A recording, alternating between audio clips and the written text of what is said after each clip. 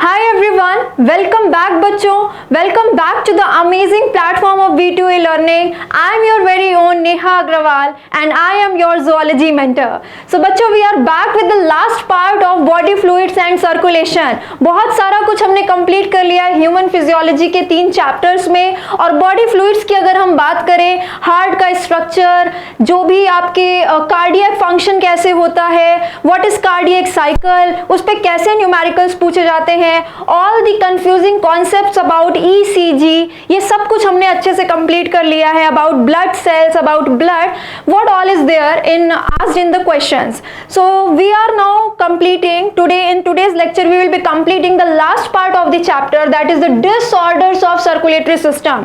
अब आज हम कंप्लीट करेंगे बच्चों की सर्कुलेटरी सिस्टम के क्या क्या डिसऑर्डर्स हो सकते हैं. जैसे आपने कॉमनली बहुत सारे डिसऑर्डर्स सुने, कौन से, किसी को हार्ट अटैक आ गया, हाई बीपी की बीमारी आपने बहुत कॉमनली सुनी है, इसका बीपी हाई है, पापा को गुस्सा आ रहा है, पापा का बीपी हाई हो गया, ऐसे हम जनरल लैंग्वेज में बोलते रहते हैं, है ना. उसके अलावा आपने कार्डियक अरेस्ट सुना होगा, अचानक से कोई न्यूज आती है कार्डियक अरेस्ट से किसी की डेथ हो गई, इतना डेंजरस क्यों है, ऐसी कुछ चीजें हमने डेली लाइफ में सुनी हुई हैं. ठीक है, so let's clear all the concepts about the disorders of circulatory system, ताकि इन टर्म्स से रिलेटेड जो भी कंफ्यूजिंग क्वेश्चंस पूछे जा सकते हैं उनको हम सही तरीके से अटेम्प्ट कर सके. सो लेट्स स्टार्ट बच्चों. So the first disease we have to take is high BP only, जो हम सब जानते हैं, बीपी हाई हो जाना. अच्छा, बीपी हाई हो जाना तो तब पता चलेगा ना बेटा जब हमको बीपी के बारे में थोड़ा सा पता हो. ये बीपी क्या होता है, व्हाट इज बीपी? बीपी कहते हैं बच्चों ब्लड प्रेशर को, दिमाग इधर उधर मत दौड़ाओ, ब्लड प्रेशर को कहते हैं बीपी, है ना. ब्लड प्रेशर को कहते हैं बीपी. ये ब्लड प्रेशर क्या होता है बच्चे, आपको पता है आपकी बॉडी में सारा का सारा ब्लड किसके अंदर दौड़ रहा है, आर्टरीज और वेन्स के अंदर दौड़ रहा है, आर्टरीज और वेन्स के अंदर दौड़ रहा है. तो बच्चे जैसे किसी पाइप में पानी जा रहा हो तो उस पानी का जितना प्रेशर होगा उस पाइप में, वैसे इन आर्टरीज और वेन्स के अंदर, इन पाइप्स के अंदर जो ब्लड जा रहा है वो कितने प्रेशर से जा रहा है, वही होता है ब्लड प्रेशर. जिसके बारे में आप 2 चीजें बहुत अच्छे से जानते हो कॉमन सेंस से. क्या क्या कि बच्चे अगर कोई पाइप है, मान लो ये एक पाइप है, इसका इतना डायमीटर है, ठीक है, ये इसका डायमीटर हो गया. अब हम इससे 1 लीटर पानी फेंक रहे हैं, 1 लीटर पानी फेंक रहे हैं. अगर 1 लीटर पानी इतने डायमीटर से जा रहा था और हमने अचानक से क्या किया, इसका डायमीटर ही बढ़ा दिया, अब इसका डायमीटर इतना कर दिया और पानी 1 लीटर ही जा रहा है बच्चों. तो अगर पानी 1 लीटर ही जा रहा है, उसको जगह ज्यादा मिली तो आराम से जाएगा ना. अंदर जो कंजेशन हो रहा था, अड़सा हो रहा था, वो उसको कम फील होगा, यानी प्रेशर कम फील होगा. यानी बच्चे अगर आपने डायामीटर बढ़ाया तो बीपी कम हो जाता है. इजी दिख रहा है आपको, यहाँ पे डायमीटर बढ़ाया तो बीपी कम हो जाता है. और बच्चे अगर आपने डायामीटर इस ट्यूब का, इस वेसल का कम किया तो बीपी बढ़ जाएगा. 1 लीटर पानी को ही अगर इससे भी कम जगह से जाना पड़ जाए तो वो ज्यादा प्रेशर फील करेगा अंदर. ठीक है, अब इसी तरह एक और काम क्या कर सकते हो, ब्लड प्रेशर में दूसरा काम तुम कर सकते हो कि तुम इसके डायमीटर के साथ मत खेलो, इसका डायमीटर जितना था उतना ही रहने दो. ठीक है, तुमने डायमीटर उतना ही छोड़ा, तुमने डायमीटर इतना ही रहने दिया और तुमने पानी क्या किया, 1 लीटर से 2 लीटर कर दिया. अच्छा, डायमीटर उतना ही है और वॉल्यूम अब ज्यादा फेंक रहे हो तो फिर से तो बच्चों प्रेशर बढ़ जाएगा. तो अगर तुमने वॉल्यूम, ब्लड का वॉल्यूम बढ़ाया बच्चों तो ब्लड प्रेशर बढ़ जाएगा, और वॉल्यूम इसी तरह अगर कम कर दिया तो अब ब्लड आराम से जाएगा और ब्लड प्रेशर कम हो जाएगा. तो एक ये फैक्टर और एक ये फैक्टर हम इन जनरल जानते हैं कि डायमीटर और वॉल्यूम चेंज करने से ब्लड का प्रेशर चेंज हो सकता है. किस तरह, इन दोनों तरह. ठीक है, अब आते हैं हाई बीपी की डिजीज पे कि ये कैसा डिसऑर्डर है, हाई बीपी कब बोलते हैं और किस कंडीशन में हो जाता है. देखो बेटा, मान लो ये कोई आपकी ब्लड वेसल है, कोई ब्लड वेसल है, ठीक है, इसमें आराम से अपना ब्लड जा रहा था और किसी प्रॉब्लम की वजह से, फैट, कोलेस्ट्रॉल कुछ आपकी बॉडी में बढ़ जाने की वजह से, मान लो यहाँ पे फैट जमा हो गया, कोई चीज जमा हो गई, पहले कोई भी चीज जमा हो गई, इसको हम कह देते हैं प्लाक. प्लाक मतलब कुछ ढेर जमा हो गया बच्चों। किस चीज का प्लाक हो सकता है? मान लो कैल्शियम आयन जमा हो गया, मान लो कोई फैट जमा हो गया, मान लो कोलेस्टेरॉल जमा हो गया। कोलेस्टेरॉल, ये कोलेस्टेरॉल याद रखना इंपॉर्टेंट है। ऐसा कुछ जमा हो गया। इनके जमा होने से देखो जो ब्लड आ रहा था बच्चों उसके लिए डायमीटर तो अब कम हो गया। डायमीटर कम हो गया बच्चों, तो प्लाक की वजह से हुआ क्या? बीपी बढ़ गया, ब्लड प्रेशर बढ़ गया। अगर इस तरह ब्लड प्रेशर बढ़ जाए तो हम क्या बोलेंगे? हाई बीपी हो गया है। और बच्चों इस हाई बीपी की कंडीशन को ही कहते हैं hypertension. This is also called as hypertension. Hypertension, blood के अंदर बेटा टेंशन बढ़ जाता है, ब्लड का जो फ्लो होता है उसमें टेंशन बढ़ जाता है, थोड़ी कंजेशन हो जाती है, अड़सा हो जाता है अंदर, ठीक है। तो हाइपर मतलब ज्यादा, टेंशन मतलब किसका टेंशन, किसका प्रेशर बढ़ रहा है? अंदर जो ब्लड जा रहा है। किसकी वजह से? किसी प्लाक के जमा होने की वजह से, किसी प्लाक के जमा होने की वजह से ऐसा हो रहा है। अरे एक मिनट बच्चों, किसी प्लाक के जमा होने की वजह से ऐसा हो रहा है। वो प्लाक किसी भी चीज का हो सकता है, फॉर एग्जांपल कोई फैट या कोलेस्टेरॉल, जिसकी वजह से बीपी बढ़ जाएगा। अब इसके बारे में कुछ इंपॉर्टेंट बातें जो आपको जाननी है। बच्चे कहां पे डॉक्टर चेक करता है कि बीपी हाई है? कब बोलेगा डॉक्टर की बीपी हाई है? आर्टरी में चेक करेगा, वेन में चेक करेगा, कैपिलरी में चेक करेगा, कहां पे चेक करेगा? बेटा हाई बीपी चेक किया जाता है, मतलब बीपी को चेक किया जाता है आर्टरीज में, ठीक है। आर्टरीज में एक ये इंपॉर्टेंट पॉइंट आप याद रखेंगे, आर्टरीज में ब्लड प्रेशर थोड़ा ज्यादा होता है, उसमें करेक्ट वे में ब्लड प्रेशर को मेजर किया जा सकता है, तो आर्टरीज में डॉक्टर बीपी को नापते हैं। अच्छा, वो जो डॉक्टर मशीन लेके आते हैं, यहाँ पे पट्टा बांधते हैं, थोड़ा सा टाइट करते हैं इस एरिया को और उसके बाद पंप कर करके बीपी देखते हैं, उसका क्या नाम है? स्फिग्मोमैनोमीटर। स्फिग्मोमैनोमीटर, ठीक है। तो जो बीपी को चेक करने के डिवाइस है उसका क्या नाम है? स्फिग्मोमैनोमीटर। ये दो इंपॉर्टेंट बात हो गई। अब कितना बीपी हाई, कितना बीपी लो, ये तो तब पता चलेगा जब हमको नॉर्मल बीपी पता हो। तो नॉर्मल बीपी कितना होता है बेटा? नॉर्मल बीपी होता है आपका, नॉर्मल बीपी जब इतना बीपी आए तो हम बोलेंगे नॉर्मल बीपी है 120/80। 120/80 ये सबने सुना होगा। 120/80 आ रहा है, नॉर्मल है, कोई दिक्कत नहीं है। बेटा इसमें 120 कौन सा प्रेशर है और 80 कौन सा प्रेशर है? ब्लड प्रेशर है तो हमने कोई प्रेशर लिखे होंगे। इसमें से जो बच्चे 120 है that is systolic pressure, that is systolic pressure. और ये जो 80 है that is diastolic pressure, diastolic pressure. अब आपको कार्डियक साइकिल का लेक्चर सुनने के बाद अच्छे से पता है सिस्टोलिक और डायस्टोलिक क्या होता है। सिस्टोल तो वो प्रेशर होता है बच्चे जब हार्ट कॉन्ट्रैक्ट कर रहा हो, डायस्टोल वो प्रेशर होता है जब हार्ट रिलैक्स कर रहा हो। सिस्टोल कहते हैं कॉन्ट्रैक्शन को, डायस्टोल कहते हैं रिलैक्सेशन को। तो देखो मैं आपको थोड़ा सा ये बना के दिखाती हूँ, ये हटा देते हैं सब, ये तो जनरल था आपके समझने के लिए। जस्ट अ सेकेंड, आ जाओ। अब देखो, सपोज बच्चों ये हार्ट है, ठीक है, ये हार्ट है। अच्छा, हार्ट से जो सबसे पहली मोटी सी ब्लड वेसल आर्टरी निकलती है जो ब्लड लेके पूरे बॉडी पार्ट्स के पास जाती है, क्या नाम है उसका? एओर्टा। अब तो तुमको सब याद है ये सारा कुछ, ये हो गई एओर्टा, ठीक है। ये एओर्टा निकल रही है बेटा ऑक्सीजनेटेड ब्लड लेके। अब क्या करना है बेटा? दो प्रेशर होंगे, एक जब ये हार्ट कॉन्ट्रैक्ट करेगा और इसमें ब्लड फेंकेगा। जब ब्लड फेंकेगा तो हार्ट के कॉन्ट्रैक्शन पे बेटा, कॉन्ट्रैक्शन पे यानी कि सिस्टोल पे जो प्रेशर होगा उसको आप सिस्टोलिक प्रेशर कहोगे। और एकदम से इसने ब्लड फेंका है तो वो ज्यादा होगा, और कितना आता है? 120 mmHg। mmHg में मेजर करते हैं, आपको पता है 120 mmHg। अब इसने ब्लड फेंक दिया, अब ये रिलैक्स करेगा। तो दूसरी कंडीशन आएगी बेटा जब ये रिलैक्स करेगा, यानी कि बच्चे डायस्टोल में जाएगा और उस प्रेशर को हम कहेंगे डायस्टोलिक प्रेशर। अब ये रिलैक्स कर रहा है, आगे ब्लड नहीं फेंक रहा है इस टाइम पे, तो यहां पे भी ब्लड का प्रेशर थोड़ा कम हो जाएगा बेटा, और उसको कहते हैं diastolic pressure, and that is 80 mmHg। 80 mmHg। और इसीलिए आ गया systolic by diastolic, contraction by relaxation of heart ventricles. तब हम एओर्टा में यानी कि ब्लड की आर्टरीज जो जा रही हैं उसमें ब्लड प्रेशर को नापेंगे स्फिग्मोमैनोमीटर से, तो 120/80 आना चाहिए, that is normal BP.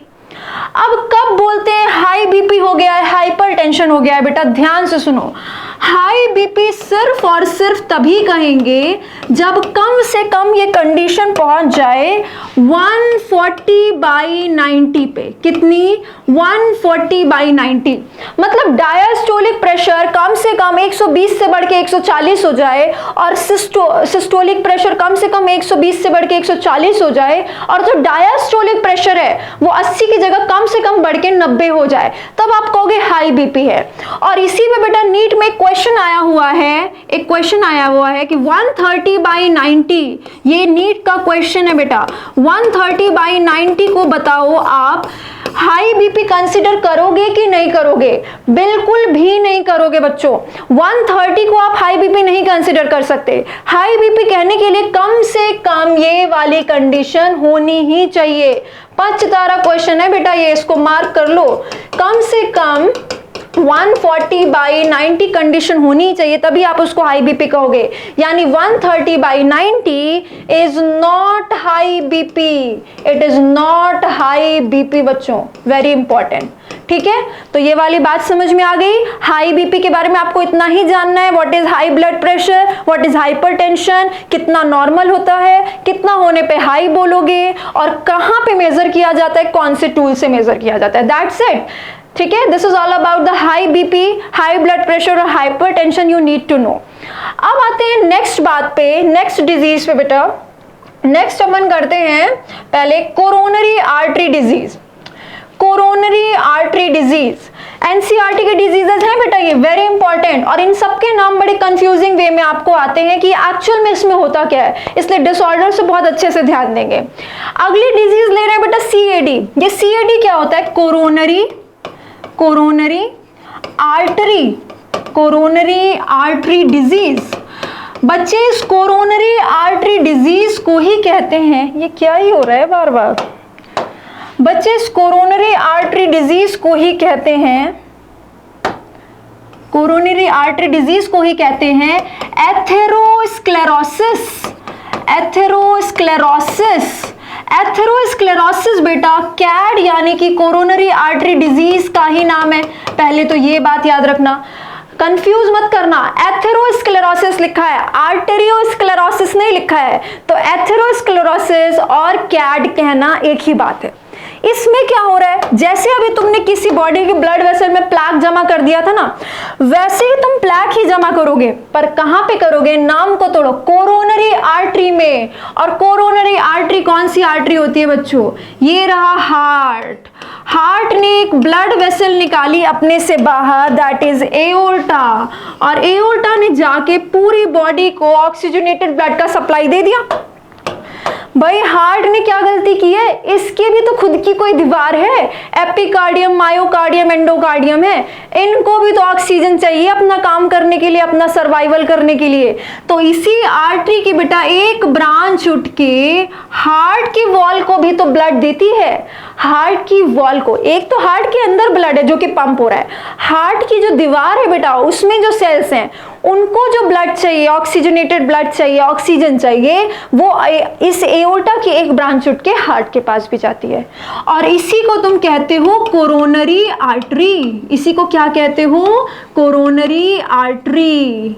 Coronary artery, ठीक है। तो कोरोनरी आर्टरी हार्ट के पास ब्लड लेके जा रही थी, और बेटा इसी में हो गया डिजीज, मतलब अब इसमें जमा कर दो प्लाक। मान लो यहाँ पे प्लाक जमा हो गया। अगर ऐसा हो जाए कि कोरोनरी आर्टरी में कोई प्लाक जमा हो जाए, फॉर एग्जाम्पल कोलेस्ट्रॉल का, फैट का, ऐसा कोई डिपोजिशन हो जाए, तो इस कंडीशन को आप कहते हो एथेरोस्क्लेरोसिस या फिर कोरोनरी आर्टरी डिजीज। ठीक है, दिस इज एओर्टा। एओर्टा की ब्रांच उठ के गई कोरोनरी आर्टरी और उसमें प्लाक जमा हो गया। क्या होगा ऐसे प्लाक जमा होने से? देखो कोरोनरी आर्टरी डिजीज हो गया, कोरोनरी आर्टरी में कोई प्लाक जमा हो गया, तो कोरोनरी आर्टरी में ब्लड प्रेशर बढ़ गया, अब ब्लड का रास्ता थोड़ा हिंडर हो रहा है, अब जो ब्लड फटाफट से आ रहा था हार्ट के पास वो उतना इजीली नहीं आ पा रहा, तो फिर उससे क्या होगा बच्चों, हार्ट की वॉल के पास ठीक से ब्लड नहीं आ पाएगा। जब हार्ट की वॉल के पास प्रॉपर ब्लड सप्लाई नहीं हो पाएगा तो क्या लिखोगे, इनएडिक्वेट, इसकी वजह से क्या होगा, inadequate blood supply to heart muscles, heart muscles को प्रॉपर ब्लड सप्लाई नहीं मिल पाएगा बच्चों, उसको ऑक्सीजनेटेड ब्लड प्रॉपर नहीं मिल पाएगा, उसको ऑक्सीजन की शॉर्टेज होने लगेगी। अच्छा, ऑक्सीजन की शॉर्टेज होती है जब हम बहुत भागते हैं, हमारी मसल्स बहुत ज़्यादा काम कर रही हैं, इतनी जल्दी जल्दी उनको ऑक्सीजन नहीं मिल रहा, वो ग्लाइकोलिसिस करके एटीपी जनरेट नहीं कर रही, तो कैसे पैरों में पेन फील होने लगता है पीछे काफ मसल्स में, है ना। वैसे ही अगर हार्ट, इतना इंपॉर्टेंट अपना ऑर्गन जो हर टाइम काम कर रहा है, कभी थक भी नहीं सकता, उसको अगर ऑक्सीजन प्रॉपर नहीं मिलेगा बेटा तो हार्ट में पेन फील होगा, चेस्ट रीजन में पेन फील होने लग जाएगा। इसकी वजह से क्या होगा, there will be chest in pain, सीने में दर्द होगा बेटा, वो वाला दर्द नहीं जो आए दिन आपको होता रहता है, ये एक्चुअल वाला ब्लड सप्लाई नहीं पहुंचने की वजह से जो पेन होगा उसकी बात कर रहे हैं। और बेटा अगर चेस्ट रीजन में पेन हो इस वजह से, उस कंडीशन को कहते हैं एंजाइना पेक्टोरिस, एंजाइना पेक्टोरिस। तो लो, एंजाइना पेक्टोरिस की कंडीशन भी तुमको पता चल गई। एंजाइना पेक्टोरिस किसको कहते हैं, एंजाइना पेक्टोरिस कहते हैं सिंपली चेस्ट में पेन होना, जो कि कैड की वजह से हो सकता है, और भी रीजंस हो सकते हैं, कैड की वजह से भी हो सकता है, ठीक है। इसको सिंपली कभी कभी बेटा सिर्फ एंजाइना भी लिख देते हैं या एंजाइना पेक्टोरिस भी लिख देते हैं। आप एनसीईआरटी ध्यान से पढ़ेंगे, एंजाइना पेक्टोरिस दिया हुआ है, सिंपली इसको एंजाइना भी लिखा जाता है। तो एंजाइना पेक्टोरिस पता चल गया क्या होता है। अब बच्चों नेक्स्ट सोचो, नेक्स्ट क्या दिक्कत आएगी, ये सब मैं आपको लिंक करके इसलिए बता रही हूँ तो आपको, ताकि आपको डिजीजेस अच्छे से याद हो। कहीं प्लाक जमा हो जाए, बीपी हाई हो जाएगा क्योंकि जगह कम मिलेगी। अगर वही प्रॉब्लम कोरोनरी आर्टरी में हो जाए तो कोरोनरी आर्टरी डिजीज कैड हो जाएगा, जिसको आप एथेरोस्क्लेरोसिस कहते हो। अगर बच्चों कैड हो गया तो ब्लड सप्लाई प्रॉपर नहीं होगा, ऑक्सीजन सप्लाई प्रॉपर नहीं होगा हार्ट की मसल्स को, तो चेस्ट में पेन होगा, एंजाइना पेक्टोरिस हो जाएगा। और बच्चों अगर हमने इसको इग्नोर कर दिया, अगर हमने इसको इग्नोर कर दिया, किसी के भी चेस्ट में इस वजह से पेन हो रहा और उसने इग्नोर कर दिया, तो वो हार्ट की मसल्स जिनके पास ऑक्सीजन नहीं पहुंच रहा है बेटा, मसल्स मरने लग जाएंगी, मसल्स पे अटैक हो जाएगा। क्या हो जाएगा, मसल्स पे अटैक हो जाएगा। और तब हमारी आती है नेक्स्ट कोरोनरी का डिजीज, नेक्स्ट सर्कुलेटरी सिस्टम का disease, that is heart attack, that is heart attack. बच्चों देखो हार्ट पे अटैक हो गया है, कैसे अटैक होगा हार्ट पे, ये देखो, इनएडिक्वेट ब्लड सप्लाई होने की वजह से, इनएडिक्वेट ब्लड सप्लाई होने की वजह से कुछ मसल्स जहां पे प्रॉपर ब्लड सप्लाई यानी कि प्रॉपर ऑक्सीजन नहीं मिल पा रहा बेटा, इनएडिक्वेट ब्लड सप्लाई हो जाने की वजह से मसल्स पे अटैक हो जाएगा, मसल्स पे अटैक हो जाएगा। आपको पता है ना, हार्ट की वॉल में मायोकार्डियम होती है जो मोर देन 95% ऑफ कंट्रीब्यूशन करती है पूरे वॉल का, पूरे हार्ट के जितने भी लेयर्स है उसमें, ठीक है। तो ये जो कुछ मसल्स है उसकी, यानी कि कार्डियक मसल्स, कौन से मसल्स की बात कर रहे हैं अपन, कार्डियक मसल्स, कुछ कार्डियक मसल्स पे अटैक हो जाएगा बेटा और वो मसल्स मर जाएंगी। और आपको अच्छे से पता होगा, मैंने आपको कई बार बताया है कि अपने ब्रेन में जो न्यूरॉन्स हैं और अपनी बॉडी की जो मसल्स हैं उनकी रीजनरेशन कैपेसिटी बहुत ही खराब है, उनको सेल डिवीजन करना बिल्कुल पसंद नहीं है। तो एक बार इन पे अटैक हो गया ना तो ये मर जाएंगी उतनी मसल्स, यानी जहां पे गोली लगी, मान लो बाजू पे गोली लगी तो अब ये बाजू काम नहीं करेगी, यहाँ पे जितना मसल्स मर गई वो दोबारा नहीं बनेंगी। यानी दिल कैसा हो गया बेटा अब इस इंसान का, कमजोर, कैसा हो जाएगा, दिल कमजोर हो जाएगा। और इसीलिए तो बेटा जिसको हार्ट अटैक आता है उसको डॉक्टर बोलते हैं टेंशन से दूर रहिए, स्ट्रेस नहीं लेना है, स्ट्रेस नहीं लेना है, टेंशन नहीं लेना है, आपका दिल कमज़ोर हो गया है। कमज़ोर होने का क्या मतलब, ये हार्ट था, ये हार्ट की खुद की दीवार है, इसकी कुछ मसल्स हैं, लेट्स से एक बार अटैक होने से इतनी मसल्स मर गई बेटा, इतनी मसल्स खल्लास हो गई, इस पे गोली लग गई, इनको ऑक्सीजन नहीं मिला, इतनी मर गई। तो ये पेशेंट मान लो बच गया, बाकी की मसल्स काम संभाल रही है, लेकिन दिल कमजोर हो गया है क्योंकि अब ये वाली कंट्रीब्यूट नहीं कर पा रही। एक और बार हार्ट अटैक आ गया बेटा और इतनी मसल्स भी मर गई, मान लो इतनी मसल्स भी मर गई, फिर भी डॉक्टर ने किसी तरह बचा लिया, डॉक्टर ने किसी तरह बचा लिया। अब इसका दिल बहुत ही कमजोर हो चुका है और इसीलिए बेटा अगर एक और बार अटैक हुआ, अगर इतनी मसल्स और मर गई तो अब इतनी मसल्स से उसका काम नहीं चलेगा। और इसीलिए आपने बहुत जनरली सुना होगा, मूवीज में देखा होगा, या आप यूट्यूब पे कुछ ऐसी सर्जरीज की वीडियोस देखते होंगे तो आपने सुना होगा कि 2 से 3 हार्ट अटैक से ज्यादा, 2 से 3 माइनर हार्ट अटैक से ज्यादा सर्वाइव नहीं कर पाता है पेशेंट, टॉलरेट नहीं कर पाता है। कभी कभी हमें सुनने को मिलता है दूसरा हार्ट अटैक आया, तीसरे हार्ट अटैक में डेथ हो गई। तो ऐसा ही होता है बच्चों, एक बारी थोड़ी मसल्स मरी तो फिर भी काम चल गया, दूसरी बारी थोड़ी और मरी, माइनर हार्ट अटैक आया तो भी काम चल गया, पर उससे ज्यादा और मरी तो काम नहीं चल पाता। यानी हार्ट अटैक में दूसरे तीसरे माइनर हार्ट अटैक के बाद डेथ हो जाती है, ठीक है, क्योंकि ये सब तो दोबारा बन ही नहीं रही ना, मर गई तो मर गई, जहां गोली लग गई सो लग गई, अटैक हो गया सो हो गया, ठीक है। तो अब आप क्या याद रखोगे, हार्ट अटैक, डिजीज कैसे याद रखनी है वो देखो। अटैक मतलब याद रखना गोली लग गई, अटैक हो गया मतलब मसल्स की डेथ हो गई, कार्डियक मसल्स की डेथ हो गई बच्चों, और वो रीजनरेट तो करती नहीं है, और इस कंडीशन को कहते हैं, कार्डियक मसल्स पे अटैक हो जाना, उनकी डेथ हो जाना, इसको कहते हैं हार्ट अटैक। हार्ट अटैक कहते हैं बच्चों, ठीक है, दिस इज हार्ट अटैक। इतना ही जानना है आपको हार्ट अटैक के बारे में, ठीक है, हार्ट अटैक के बारे में आपको इतना ही जानना है। अच्छा बच्चों, एक ड्रग आपने सुना होगा बहुत कॉमनली कि कौन सा ड्रग है जो कि डॉक्टर के पास एकदम से पेशेंट जाएगा, हार्ट अटैक हो गया है तो एक ड्रग दिया जाता है उसको, पेशेंट को डॉक्टर फटाफट से, मान लो आप डॉक्टर जब बन जाओगे 5-6 साल बाद, 7 साल बाद, जब आप प्रैक्टिसेस स्टार्ट करोगे और कोई आपके पास आया, मैं ही आई कि डॉक्टर मुझे तो यार मैंने तुझे पढ़ाया था, जल्दी जल्दी देख दे कि मेरे हार्ट अटैक आ रहा है, पेन हो रहा है आर्म्स में, तो आप मुझे फटाफट से एक ड्रग का इंजेक्शन देते हो बच्चों। ये भी क्वेश्चन पूछा जाता है, that is streptokinase. Streptokinase, streptokinase का इंजेक्शन दिया जाता है, बिकॉज आपको पता होगा स्ट्रेप्टोकाइनेज इज क्लॉट बस्टर।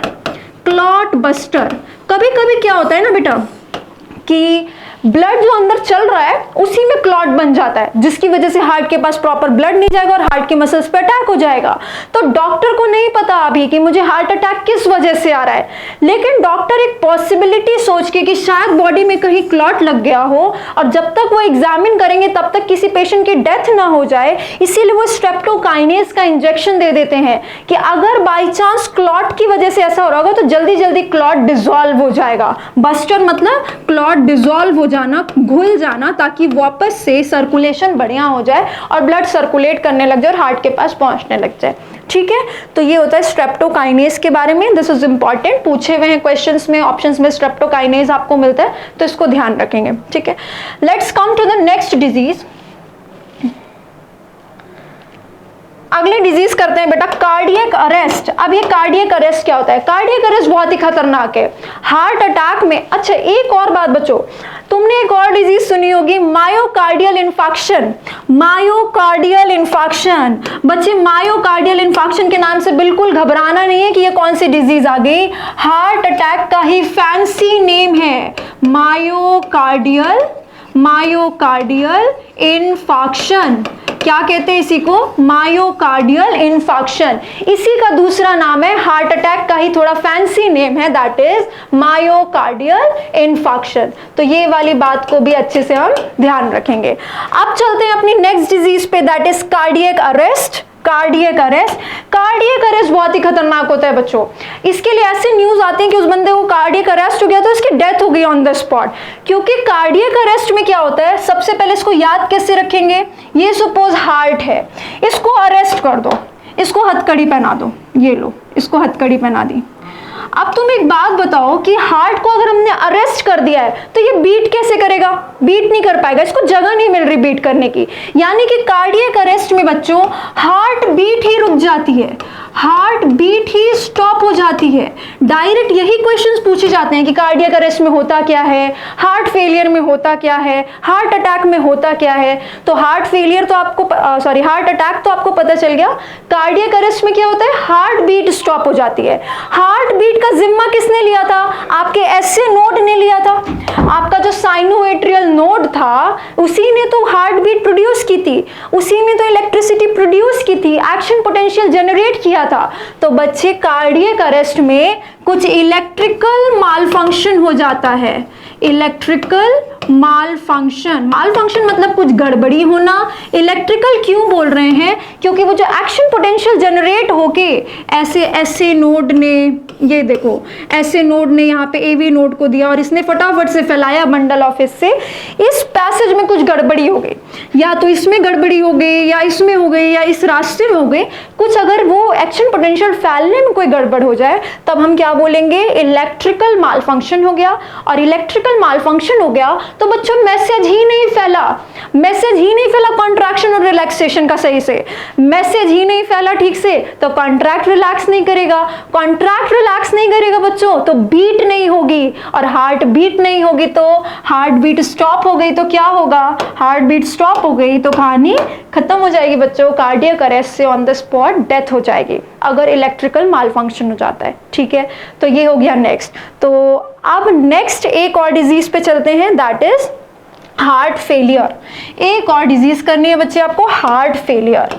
अब देखो इसको कैसे याद रखोगे, इसको कैसे याद रखोगे, फेलियर से याद रखोगे। ठीक है, तुम्हारा काम क्या है, बहुत अच्छे से पढ़ना और नीट क्लियर करना, नहीं किया तो तुम फेल हो गए। मेरा काम क्या है, तुम्हें बहुत अच्छे से पढ़ाना, तुम्हारे कॉन्सेप्ट्स को क्लियर करना, नहीं कर पाई तो मैं अपने काम में फेल हो गई। वैसे ही बच्चे हार्ट का काम क्या है, हार्ट का काम क्या है, बॉडी की सारी सेल्स को एडिक्वेट ब्लड सप्लाई देना। एडिक्वेट मतलब प्रॉपर, जितना ब्लड सप्लाई देना चाहिए उतना ब्लड सबके पास पहुंचाना, ऑक्सीजनेटेड ब्लड, तभी तो उनको ऑक्सीजन मिलेगा, वो अपना काम करेंगे। अगर बच्चे वो इस काम में फेल हो गया, हार्ट अपने काम में फेल हो गया तो उसको बोलेंगे हार्ट फेलियर। यानी हार्ट फेलियर में होता क्या है, हार्ट फेल हो जाता है पूरी बॉडी की सेल्स को एडिक्वेट ब्लड सप्लाई पहुंचाने में, और इसीलिए हार्ट फेलियर हो जाता है कि हार्ट ठीक से काम नहीं कर रहा, हार्ट पूरी बॉडी की सेल्स को प्रॉपर ब्लड नहीं दे रहा, और हार्ट फेलियर के केसेस सुनने को मिलते हैं। ठीक है, so this is all about the diseases और disorders of the circulatory system. जितना आपको जानना है, एक बारी मैं आपको फिर से क्विक रिवीजन कराती हूँ इसका कि क्या क्या किया हमने। हाई बीपी के बारे में किया, दैट इज इजी, ये 2 बारी मैंने आपको बताया, इसको एक बार अच्छे से देखना। हार्ट फेलियर को कैसे याद रखोगे, हार्ट फेल हो गया बच्चों, देख लो कैसे थक गया है, अपना काम नहीं कर पा रहा, थकान फील हो रही है इसको, और याद करो हम कार्डियक मसल्स को थकना अलाउ नहीं कर सकते, है ना। तो ये थक गया है तो ठीक से अपना काम नहीं करेगा और प्रॉपर ब्लड सप्लाई नहीं जाएगा बॉडी की सेल्स को। तो हार्ट फेलियर कैसे याद रखेंगे, हार्ट अपने काम में फेल हो गया तो ब्लड सप्लाई नहीं जाएगा। हार्ट अटैक को कैसे याद रखेंगे कि कार्डियक मसल्स पे अटैक हो गया, कार्डियक मसल्स की डेथ हो गई है, कार्डियक मसल्स की डेथ हो गई है। ठीक है, और इसी को कहते हैं मायोकार्डियल इन्फार्क्शन। और अगला डिजीज कैसे याद रखेंगे, अगला डिजीज कैसे याद रखेंगे, कार्डियक अरेस्ट, कि कार्डियक जो अपना हार्ट है ऐसा फील हो रहा है कि वो अरेस्ट हो गया। ये सब याद रखने के लिए बच्चों, कोई हथकड़ी नहीं पहनाई है उसको। अरेस्ट हो गया है तो बीट नहीं कर पाएगा, बीट नहीं कर पा रहा है मतलब कार्डियक अरेस्ट में क्या होता है, हार्ट बीट रुक जाती है, कोई इलेक्ट्रिकल मालफंक्शन होता है। ठीक है, और उसके बाद आता है कोरोनरी आर्टरी डिजीज। अगर कोरोनरी आर्टरी में, इस वाली आर्टरी में कोई प्लाक जमा हो जाए तब कोरोनरी आर्टरी डिजीज होता है, उसी को कहते हैं एथेरोस्क्लेरोसिस। और अगर चेस्ट में पेन हो तो उसको कहते हैं एंजाइना या angina pectoris. This is all about the disorders of circulatory system that you have to remember. I really hope this is clear to you all. If still there is some confusion या आपको question solve करने में फिर भी कोई दिक्कत आती है, you can ask me in the comment section. Till then, take care everyone, stay safe. We will be back with the next chapter, that is excretory system. Okay, thank you everyone, stay safe.